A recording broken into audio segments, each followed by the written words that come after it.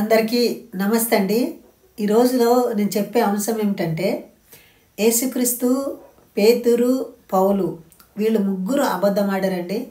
So దయచేసి ఈ యొక్క మాటల్లో నేను చెప్తానండి. బైబిల్లోనే మాట్లాడిండ్రు. సందర్భం ఏమిటంటే యేసుక్రీస్తు ఏమన్నాడు, మత్తయి సువార్త 24వ అధ్యాయంలో అక్కడ ఉంటుందండి. నేను చూపిస్తాను. మత్తయి సువార్త 24వ అధ్యాయం 30వ వచనంలో, మార్కు సువార్త 13వ అధ్యాయం 30వ వచనంలో, లూకా సువార్త 21వ అధ్యాయం 32వ వచనంలో ఇక్కడ యేసుక్రీస్తు ఏమంటాడంటే, ఈ తరము అంటే ఆ జనరేషను సావకన్నా మునిపే నేను వస్తారా అని చెప్పిండు. అదొక అబద్ధం అండి. అంటే ఇంకా ఇంతవరైతే రాలేదు. సో మళ్ళీ పౌలు ఏం చెప్పాడంటే, మొదటి కొరింథీయులో రాసిన పత్రిక 7వ అధ్యాయంలో అతడు ఏమన్నాడంటే, పెళ్లి చేసుకోకూడదు అంటనే అన్నాడు. అంటే పెళ్లి ఎందుకు చేసుకోకూడదు అంటేనంటే, యేసుక్రీస్తు తొందరలోనే వస్తాడురా, మన పిల్లలు వీళ్ళంతా ప్రాబ్లంలో పడిపోతారు కదా, చాలా నాశనం జరుగుతుంది కదా, రక్తహీనంగా జరుగుతుంది కదా, అందుకని పెళ్లి చేసుకోకూడరా అంటనని చెప్పాడు. కానీ యేసుక్రీస్తు రాలేదు. అంటే పౌలు కూడా పెళ్లి చేసుకోకపోయాడు. ఎందుకు పెళ్లి చేసుకోకపోయాడు అంటే, ప్రభువు వస్తాడు రా అంటున్నాని అతను పెళ్లి చేసుకోలేదు.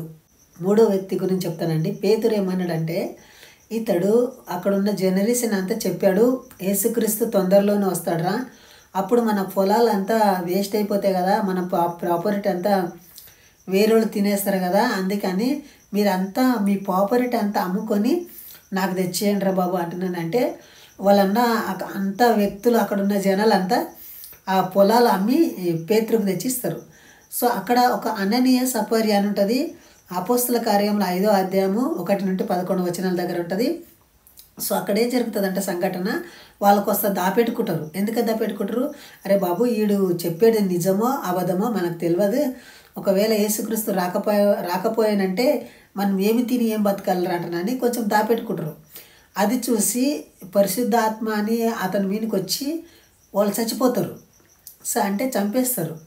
సో చూడండి, ఇంతటితో ఈ వీడియో ముగిస్తున్నాను. ఎందుకంటే ఇది క్రైస్తవుల మనోభావాలు దెబ్బతీసేటివిగా ఉండొచ్చు, కానీ క్రైస్తవుల మనోభావాలు దెబ్బతీయడానికి కాదండి.